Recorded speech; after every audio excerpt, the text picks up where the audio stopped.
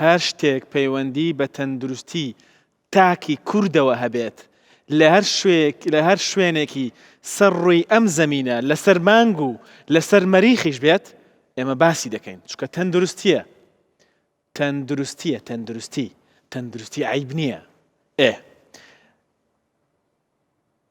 جلی ژێرەوە لە شۆرت و سترابەوە لە ستیان و فانیلەی عەلاگەوە تا دەگاتە گۆرەوی تا هەموو ئەو کەرەستە و پارچانەی کە وەکو جلی ژێرەوە بەکاردێن پەیوەندیان بە تەندروستیمانەوە هەیە و زانستی پزیشکی قسەی خۆی لەسەر هەمویان هەیە. بۆیە بۆ گفتوگۆکردن لەسەریان ئێستا میوانێک دێ دوای کەمێکی دیکە هەندێک لێرە دادەنیشین هەندێک لەوێ قسە دەکەین سەڵاتە و خواردنیش تام دەکەین. ئەو میوانەمان پزیشکێکی پسپۆڕی نەخۆشیەکانی پێست و جوانکاریە، دکتۆر سنوور ئاکرەیی پسپۆڕی نەخۆشیەکانی پێست و جوانکاری لە ستۆدیۆ لەگەڵمدایە با بفەرموێت. دکتۆرە بەخێر بێ. خێرەندار بێ مەمنون. ئەحواڵێک بچی لە ئەوەیە یەکەم جار بلە زەڵاتەمان هەیە. هەڵەشتامت برسی نەژی برسیشتە فەرموو. چی ئامادەیە ئێستا؟ زەڵاتێکمان ئامادەیە دکتۆر جان. زەڵاتەمان ئامادە ئێستا دوو زەڵاتەمان ئامادە بوو پێشتر ئەمە زەڵاتەی سێمە. بەڵێ شکرێوان زۆرێ جوانە دەستت خۆش بێت. گەلێک سوپاس بخێر بێ. دکتۆرە لەبەر ئەوەیە کە برسیتە پێت وایە جوانن یا هەر بەڕاستی جوانن؟ خودی جوانن شکلێوە بەس ئەکید هەر تشتێکی ڕەنگەوڕەک و جوان بیت سوودیش هەیە ولەشێ. باشە خۆت زەڵاتی باش دروست دەکەی؟ گەلێک وەڵڵا گەلێک جوورت زەڵات ینی کابانێکی باشی؟ الحەمدلله ئەس بێژم بە درێمە. کامیان تام دەکەی؟ ئەو تونەیە منە؟ بەڵێ ئەی بلا ئەو دەتام کەمی کەچکێکی بدەم. فەرموو. زۆر سوپاس. تامی کە و ڕای خۆتمان پێ بڵێ.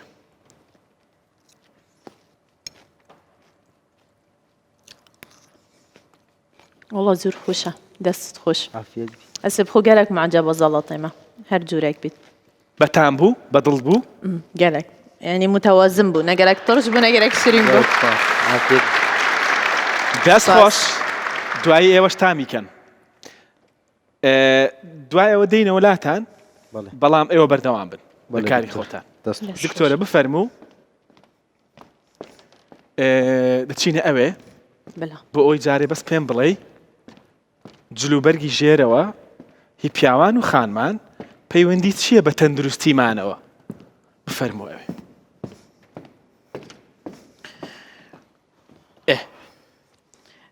بڕاستی جلوبەرگی پەیوەندیەوەی تەندروستیە احتیمالە هەندێک هەین نزانن و پەیوەندیەوەی چییە بەسەم دەبووە کورتی بێژین یاەکێ جلی ژێرەوە گەلێکی گرنگەش بەرک و گرنگدانê pîstî diketin yanî têkvedanê gel pîstê cismî diketin efrazatê duhnî çine serê newiyeta wî ke hesasî çêbîtin hane çû werzekî de çi newa cilêk baş e xaseten bû afretan çunku eleqetê gel menteqa hesas hesyarî heye ku ew menteqekê zûr û giring e bû jeng bû biçîkbûnê bû iltîhabata mesela ada şehrî dewra şehriya hey eleqeta pêve hey bican vêt bizanîn înû cilêk yê jêre we ne çêbît yê can bîtin vêt yê murîh bîtin û yê tendurust bîtin yanî çawa newiyetê qumaşî çi ye teng e fireh e dîf hecmê te ye quality yani cûrê qumaş çi cûra qumaş tê de heye lazim e sed sedê koton bîtin ev sedî sed koton bîtin quton bîtin pambû pemo seta sed pêwîst e pemo bêt ama basî cilî jêrewê ye من مقدمك كرد قوتي بس راسي بو افرتن وكي اس افرتم قالك بو منتين اف حالات التهابات تابعي منطقه حساس هون مثلا جلكة طنجت كان برخو فطريات وبكتيريا شيند بن او منطقه يعني بيستيا اوكو جلكة تيجر وي ديف سايز تبيتن نا طنق تربيتن مثلا عندك نوعي هاي طنقة هون كيم ترش حجمي وانا أصلية بيتن يعني في تشتي جرينجية ببدين خصوصا خلال الدورة الشهرية چونكو قالك ايش ونساخي تشد بن وكي اندومتريوسس نظام كردي تشد بيجني كو باشا. شانت مال بتشوكي تشنا فولبيان تيوبو تشنا مبيضة بجا أفات بيتا جورة كنازوكية يعني يعقمي إيش أكون عقمي الدف عندك جنكا باش بۆیە نەمووی زۆر ڕوونتری کەینەوە با بچینە ئەوێ دکتۆرە بلا. ئێستا تۆ لە خانمان دەستت پێ کرد لە بەروی خۆت بله. گرنگتر از بینم خانمان چونکو بله. وانا باشه. دسته قطعه کردین پێم بڵێ بله. بابێنەوە سەر پیاوان لە پێکهاتەی جلی ژێرەوەی پیاوان لە ڕۆزانستێکە بە هەمان شێوە پێویستە پەمۆ بێت بله باشە تەسکی و فراوانی نمازم بیت نبتشیک بیتن يعني نفرة بيت نتاسك بيتن ديف سايز خوبيني كوبا ازعاج بينك يعني هندك تحين جلك ظلامه يعني مثلا دبيجن تابانه اندروير فرات كان بس كابويا كي طنقت كان برخو سردا يعني هر ديسا استفاده ناكن لازم حجم مناسب بيدن همي جلك كان خاصه جلك جيروا انه كدب بيجمتا افا ازشم ظانم افا تشا بامبيا كوتنا باشە الاستيسيتي دفيت دانا بيت هان بيجن جيك نهتا داري هكا جيك ديارة باباشي ديا اكيد دستخو كي يعني حلي بيتن هكا دستخو دعكان يعني قماشية نهتا بتبقى مادة صوفي تدانا بيتن انواع قماشية داخلي من قوتا وكوتون صاد صدي هان بامبي صاد صدي هندك جرا قماش الصناعي كانت دا فبركة صناعي وكي من قوتا قطن هان نايلون بوليستر هكا جيك هاتا داري معناها بالنسبة كبوليستريات دا نايلونيات دا ئێستا ئەمەیان ژێک هاتا هاتە داري معناها بس نقلك يعني أها. جالك جيك نادا يعني نوعا كي جالك جيك بتدري او معناه بوليستر جالك تدا هان احتمالا نقطة صدي بوليستر بيت نايلون بيت اليافت صناعي بن كو حساسية كان خو هنا كيش ناخو افرازات الجسمينا كيش ناخو وجهك يعني بو بكتيريا فطريات شين بيت سر باش بل بەڵام التهاباتا ڕاستەکە ئەوەیە کە هیچ يعني مثلا جگەل لە أفا پەمۆ هیچی عفو، تێدا نەبێت يعني أفا جالك جيك تتدرين وكاس هكي أفا نايلونا لاستيكت مي شو جيك هذا تدزاني أفا نايلونا لا يعني بوليستر تدا بوليستر هر نايلون بەڵێ نایلۆنی تێدا بێت واتە باش نییە ئێمە دەمانەوێت بله 100% پەمۆ بێت حساسي خوريان زفربوني لاش برسكتشيت كتن خهدان وبرسكتشيت بله. كت افرازات نا امتصاص كت لازم اجلك داخلي هان يجرا يعني افرازات الجسمي خوها خهدانه دهنيات امتصاص كت باش پێویستە جلی ژێرەوە ئەو دەرکراوانەی پێستی ئێمە دەری دەکات هەڵی مژێت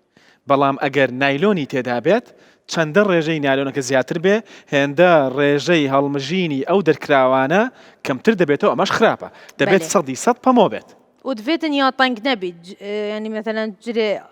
بيوان بوتشي تشنكو علاقات بهاي بجرماتية يعني شو بيجن جناهان خصية تشنكو هكا جرم بو خصية احتمال هاي حيوانات تمنوي افرازها كم تربيت وتا تأثير السر بتشيكبون بكات وعقمت شيكاتن افا جالكا جرينجات تشنكو دفيت خصية جرمياتيوي دوسي بلاكاش لشي كم تربيتن دیسان دەکرێت بەهۆی جلوبەرگێکی نا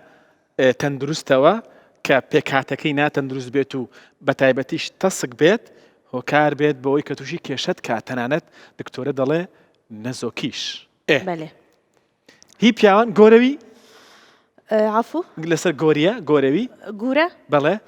خدم وكي جورات بيجن اوجي بامبي بيت صاد صادي باشا جبر فطريات او قالك ساعتها خاصة بيلوفت كان برخو احتمال هاي بكتيريا فطريات ليشين بن باشترى بيتا جهورينج يعني روجانا جورا بيتا جهورين باش خانمان بلي خانمان يعني وكي ازد بينا توقعت كان افا همي بوليستر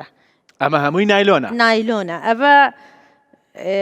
خهدان ناكيش تاخو احتمال حساسية هاي احتمال بيستوا زفر بيت هندك جاخو هكا جالك طنق بيت تصبغات تشتكت هندك هنا أفد بجني كورس يعني كورس استعمال كان بو شديانة أفا عندك يعني حركة اندامت هرس كرني طنق كات نفسي طنق كاتن فيت تشتي طنق نهيتا كرني بو جلكي جيرا فيت جلك يه مناسب بيت نفرح بيت نطنق بيتن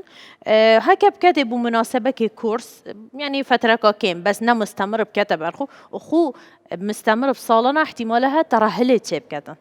لە جاتی ئەوەش خۆت تووشی ئەم و قەبزی و توندی و تەسکێ بکەی دەتوانی وەرزشێکی باش بکەی خۆراکێکی باشیش تەندروست بخۆی نەوسن نەبی خۆت کۆنتترۆلکەی لە خۆراک و تەمبەڵ نەبی وەرزشێکی باشی بەردەوام بکەی ئەو کاتە پێویست بەوە ناکە ئەو هەموو شتە تەسک و توندانە بەستی بۆ ئەوەی وا دەرکەوێت کە ناو قەدت باریکە خۆ بە زۆر نییە دەبێت باریک بێ بۆ ئەوی وا دەرکەوێت باریک بێ بله ام هاتینا مثلا جلك داخلية افرادان وكي ستيان قالك جرينجا تشتي آصني تدانه بيتن يعني باشا. بر حركة كبر نفستني بر لازم مريح بيتن قالك مريح بيتن قماشوي داخليا يعني بوليستر تدانه بيت بامبي بيتن مثلا السيرفا في حلي بيتن شيء السيرفا مثلا بوليستر بيت اوكي بس نكو او جزء داخلي كو ملامسه بيستي بكتن دفيتن بامبي بيتن ويا طنق نبيتن جبركو علاقات هي يعني شديانا بريستي هان سينجي احتمال علاقات هي يعني ابحاث هناكو علاقات هي بسرطان سينجي دفيت يه طنق نبيتن على الاقل وكي من قلت يعني قماش دفيت يه بامبي بيتن صد باشە بە هەمان شێوە ستیانیش هەمان ئەو مەرجانەی کە لەگەڵ ئەوانەی دیکە هەن لە ستیانیش هەیە بەڵام ئەوی دکتۆرە زۆر دەیڵێ زۆر گرنگەوەی کە ئاسنی تێدانە بێت و هەو دیوی ژوورەوەی پەمەوە بێت لەسەر تەسکی جلی ژێرەوەی خانمان باسی پەیوەندی نێوان ئەمە و نەزۆکیت کرد پەیوەندەکە چۆنە؟ بله بو افراتان هم بو بيامان من بحث بو كر. خانمان بو خانمان دو سه جوره كت التهاباتا يد فطرياتا احتمال التهابات بكتيري بتشنا مال بتشوكي وهكا تشونا مال بتشوكي التهابات الدوم دريج بماوي الصالان احتمال هاي دي ما هيك بتا نازوكي يعني نسبك قلق خاصة يعني دراسك تشيكر بحثك تشيكر كو اوروبا جن قلق جلك طنقت كاني ويعني ملابس جلي جيرا وزور تاسكا يعني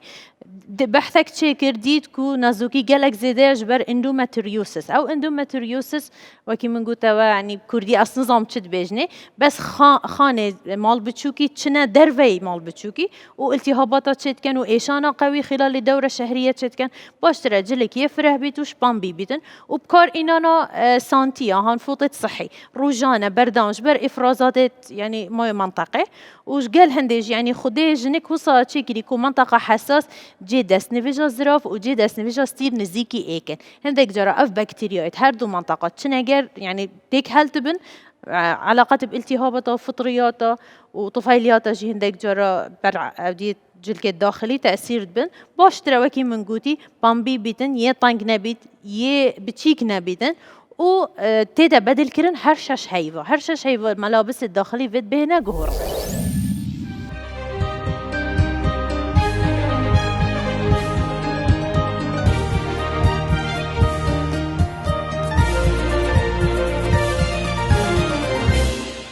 شتێکی دیکە هەیە ئەویش پەیوەندی بە وەرزەوە هەیە هاوین زستان بەهار پاییز پێکاتەی جلو بەرگی ژێرەوە دەگۆڕێت بو من نقلك هين هافيني مثلا بجن ام